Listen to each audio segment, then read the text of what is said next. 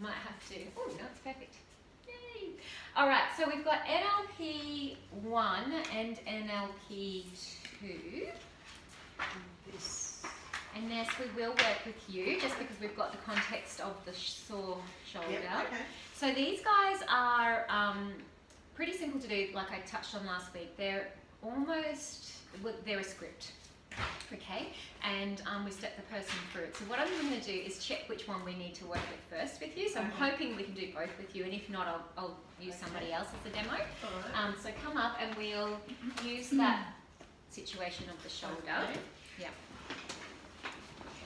Okay, so rather than going from the top for a full balance, we'll just do what we did before. So I'll check in with Nessa's muscle. Now, it's important to check again that it's responding properly because we've just had a break, we've had something to eat, you know, different things could have come up. All right, so I'm just going to lower that down slightly. So just meet my pressure. Thank you. So pushing to mush. Yep. Lengthen to strengthen.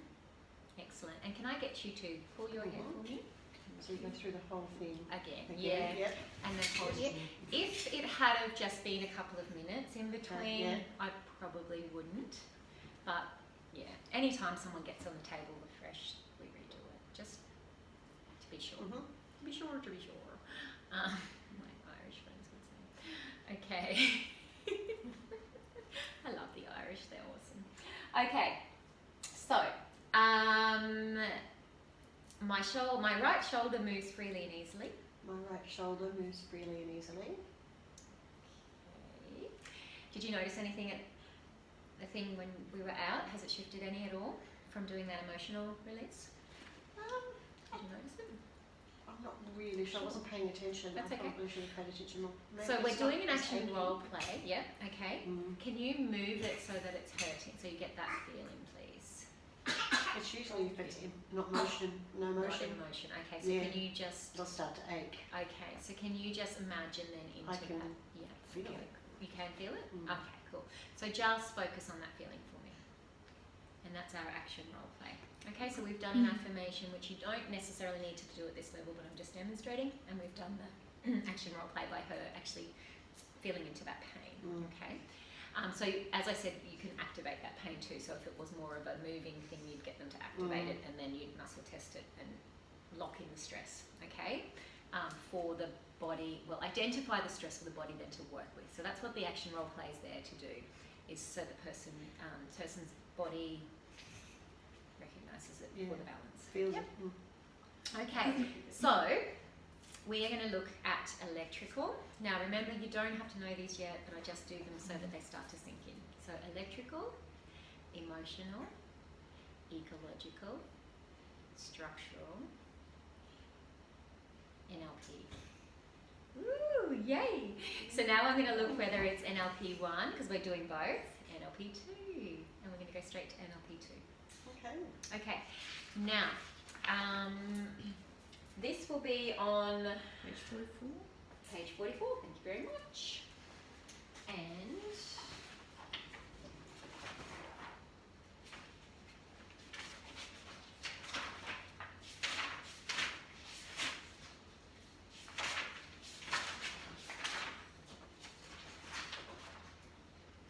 okay, so this one is our submodalities. Okay, so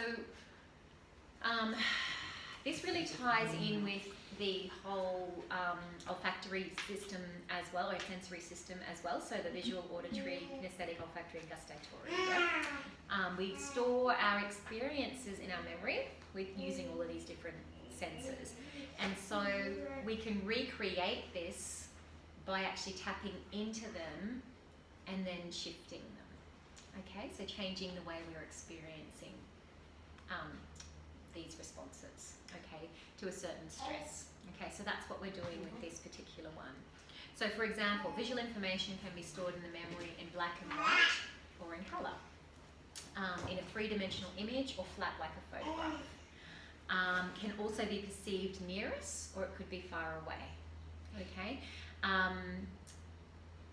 and by changing these things, we can start to change the emotional charge around what we've been experiencing. Okay, In the same way, we can change an auditory representation.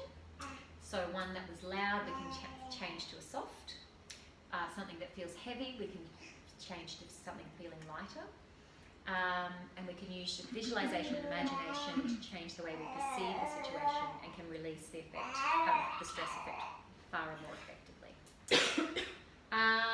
So it gives an example of spider phobia. So someone might actually see that spider as this massive thing in the room when really it's this tiny little, speck in the corner. But to them, it's huge, right? So by changing the charge around that, by shifting the submodalities, we can make that stress less. Okay. All right, so in this particular thing, it's important to use very open-ended suggestions, okay? And then open-ended questions and then alternative suggestions to change the submodalities, okay? So sometimes this takes a little bit of lateral kind of thinking because the person may not follow the exact thing that you're doing. And when you're first starting with this, it's often useful to make notes about what the person is seeing because then you want to flip it. Okay, so that will become more clear as we run through this process. Generally, these days I remember, so I probably won't write notes, but if you want to, you can write notes as you're doing it, okay? Now the person's going to be kind of in a meditative state anyway, they're not really going to know what you're doing, so you can be furiously doing things while their eyes are closed and they won't know. So if someone wants to try taking notes, you can, for me if you want to, but I should hopefully be able to remember it. Okay, so just closing your eyes, please. And I'd like you to think of the situation that you know causes emotional stress and begin noticing how you experience it. Now, earlier we found for you this indecisiveness. So is that something that you're connecting with around the shoulder now, or is it something else from an emotional perspective? It would be the shoulder. So it might be that indecisive thing that came up before, it might be something else. I guess just the frustration of things not moving quickly enough with what's been planned. Beautiful. About the same situation. Beautiful. So tap into that frustration that you're feeling, okay? And noticing now how you experience it. So can you sense or see anything? Or hear. It's the noise. The energy around the place. It's too busy. Okay, cool. So tapping back into the, okay, so you can hear it, yep. And is it loud or is it quiet? Loud. And is it near to you or is it far away? Near. Beautiful. And so, if you can see anything, is it in colour or is it in black and white? Colour. Beautiful. And is that near to you or is it far away? Near. And is it moving? Is the image moving or is it still? It's always moving. There's always movement. And is it big or is it small? Big, I suppose. Beautiful. Say, Yeah. Now, are you talking to yourself in this? Yes. Okay. And is your voice loud or soft? Both. I go. Depends on the. Yeah. It starts out soft, but then I get frustrated and louder. Yeah. Yes. And is there a feeling associated with the stress? Yes. Okay. And is that feeling you have heavy or light? Heavy. And is there a specific place or places in your body where you can feel that stress? Shoulders. Of course. And anywhere else? No. No worries. So your image was colour. I wonder what would happen if you could change that image from colour to black and white. And the image of what you were seeing was really near to you. I wonder what would happen if you could move it far away. Would it become smaller? And it was moving, very busy. I wonder what would happen if you stopped it moving, or it moved more slowly. That would be nice. Freeze frame. Beautiful. And so there was lots of sounds, and it was quite noisy. So I wondered what would happen if you turned the sound down, or off completely. That's nice. And so there were voices, or your voice. I wonder what would happen if you could just turn that down, or had that coming from a different direction. Peaceful. No noise. And maybe you can notice a change in the pressure of that feeling in your body. Has it moved? Yeah. Beautiful. Calm. Beautiful. Excellent. And how's that shoulder feeling as that shifts off? That heaviness shifts.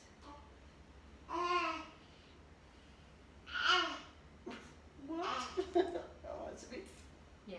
Yeah, I have to really push it to Okay. feel it. Beautiful. Okay.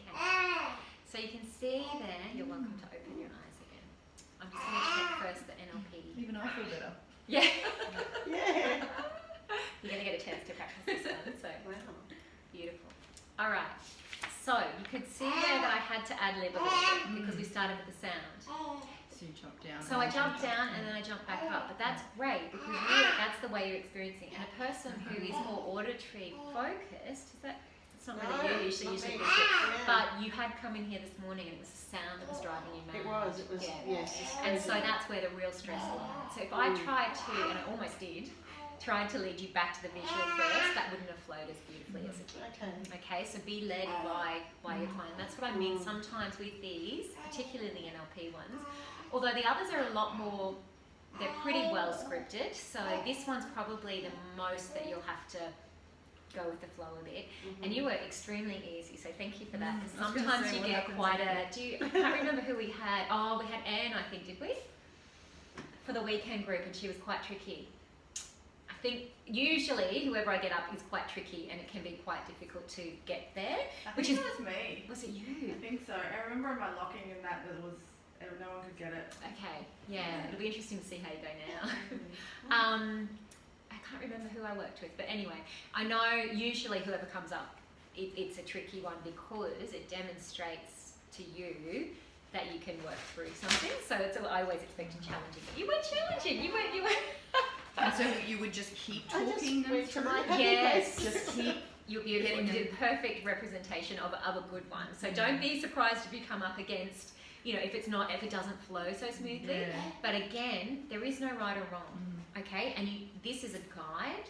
If you want to vary it a little bit, that's okay too. But just remembering, because I have seen people take it off in tangents, which is fine, but as long as you remember to bring it back to that visual, auditory, kinesthetic, that's really where we're wanting to go with. And you really probably could add in smell and taste if you wanted to. So that's another way you could vary it a bit. But yeah, those particular things need to be in there, and then making the shift from one to the other. The other thing to note, and we kind of did it with you because you were feeling a pain in your shoulder, so I did ask you to feel back into that. But as long as there's a shift, it doesn't matter if there is still a feeling in that body, okay? But as long as it's gone from that heaviness to a lighter feeling, okay? So the goal is not to completely alleviate any pain or any discomfort or anything, but it's to make a change of some sort, okay? Because then the body starts to unravel it on a subconscious level, so it doesn't have to all happen in that moment, okay? But what we've done is made space then for that body to be a different reality now, okay? And we've made those changes from a subconscious perspective.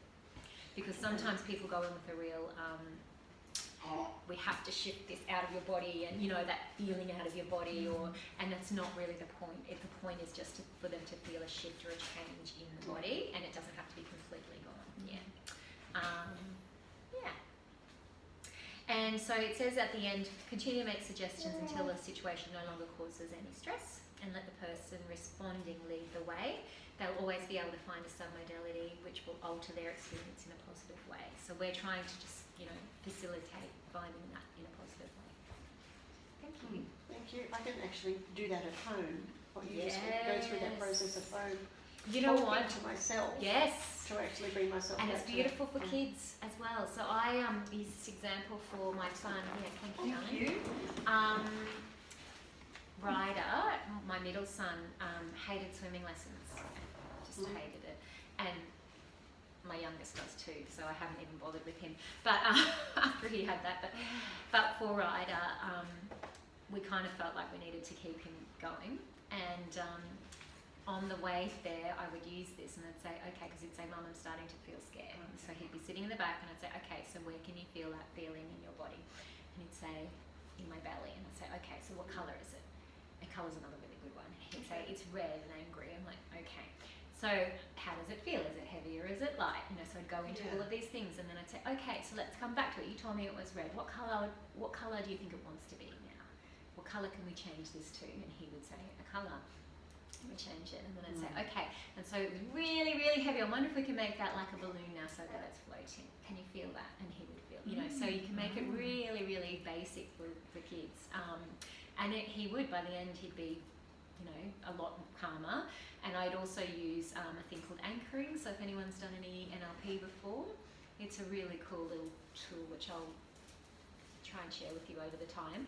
But you anchor in the positive change, so you get them to feel the feelings of the positive. So his would be that he was swimming, you know, because he'd already had some experience with swimming, but he was feeling happy and confident. So I'd get him to think of a time where he'd felt happy in the last week or something, you know. So I'd remind him of going with his grandparents or to play, we went to the park, or him having an ice cream or whatever it was for him, and then I'd get him to press a point on his body, and it was usually here for him because that was nice and easy for him to reach when he was in the pool.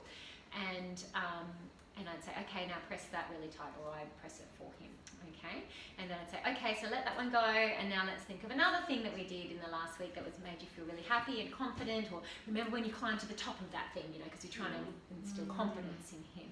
So then again, I'd say, okay, you're there, and you could see him like imagining it, and he'd be at the height of that, so then you'd anchor it. And we'd do one more, so you'd anchor in 3 things, and then we'd say, okay, so now when you're in the pool, or now think about how, you know, you're feeling about the pool, and fire off your anchor. And he would do that, and then those happy feelings would come back because he's anchored them into that spot. Yeah, so those 2 tools got him through swimming, and he's now great out there jumping off bridges and swimming around. So yeah, they're just simple little things that can help shift massive. All right, so I've just stopped this and then started again because we want to do